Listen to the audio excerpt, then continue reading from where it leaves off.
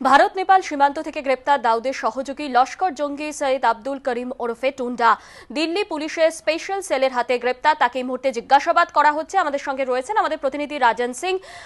राजन, ये टुंडा को पुलिस अभी पूछताछ कर रहा है, क्या-क्या इंफॉर्मेशन अभी तक मिला है?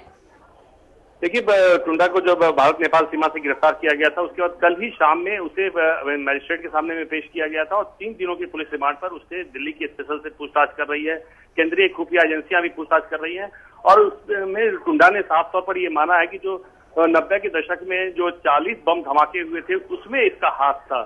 इतना ही नहीं, जो कई चलती ट्रेन में जो सीरियल ब्लास्ट हुए थे जिसमें कि दिल्ली, पानीपत, सोनीपत, गाजियाबाद और कानपुर में भी हुए थे, तो उन धमाकों में इसका हाथ है।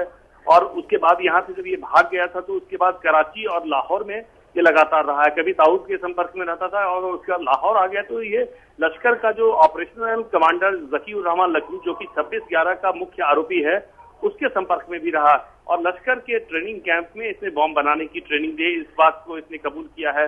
लेकिन अब पूछताछ ये की जा रही है कि आखिर किस मकसद से ये आया है। केंद्रीय खुफिया एजेंसियों का ये साफ तौर पर कहना है कि टुंडा 70 साल का हो चुका है और ऐसे में वो खुद किसी बड़ी वारदात को अंजाम नहीं दे सकता, लेकिन उसे भेजा गया है जो भारत में टेरर मॉड्यूल हैं उनको बम बनाने की ट्रेनिंग देने के लिए। क्योंकि हाल के दिनों में जो आतंकियों ने बम धमाके किए थे उससे बहुत ज्यादा इम्पैक्ट नहीं हुआ था, बहुत ज्यादा कैजुअलिटी नहीं हुई थी, क्योंकि बम सही तरीके से नहीं बनाया गया था। तो अब इसने ये माना है कि इसे बॉम्ब बनाने की ट्रेनिंग देने के लिए भेजा गया है, लेकिन फिर भी इससे पूछताछ की जा रही है। केंद्रीय खुफिया एजेंसियों के भी अफसर पूछताछ में शामिल है और लगातार ये पता लगाने की कोशिश की जा रही है कि किस टेरर मॉड्यूल को ये ट्रेनिंग देने के इरादे से भारत आया था। দাউদ সহযোগী টুন্ডাকে জিজ্ঞাসাবাদ করার পর এই মুহূর্তে দিল্লি পুলিশের সাংবাদিক বৈঠক। अब्दुल मलिक वही अब इंडिया में रहता है, बाकी उसका कोई यहाँ नहीं रहता। जैसा कि हमने बताया है कि वो 1993 में मुंबई में जो सीरियल ट्रेन ब्लास्ट हुआ था उसमें ये शामिल है, उसमें वांटेड है। दिल्ली बॉम्ब ब्लास्ट 1997 और 1998 में जो ब्लास्ट हुए थे और इसके अलावा सीरियल बॉम्बिंग्स हुए थे जो उत्तर प्रदेश में और हरियाणा के पानीपत, सोनीपत, पंजाब में लुधियाना, हैदराबाद, कई जगहों पे उनके जो केसेस हैं उसमें ये वांटेड है।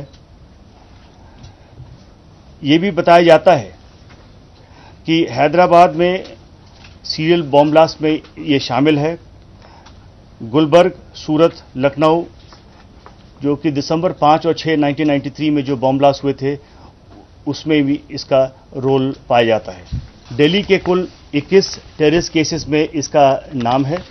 इसका बेसिक रोल है कि ये यंग इंडोक्ट्रिनेटेड जो मुस्लिम यूथ्स हैं उनको ट्रेन करता है।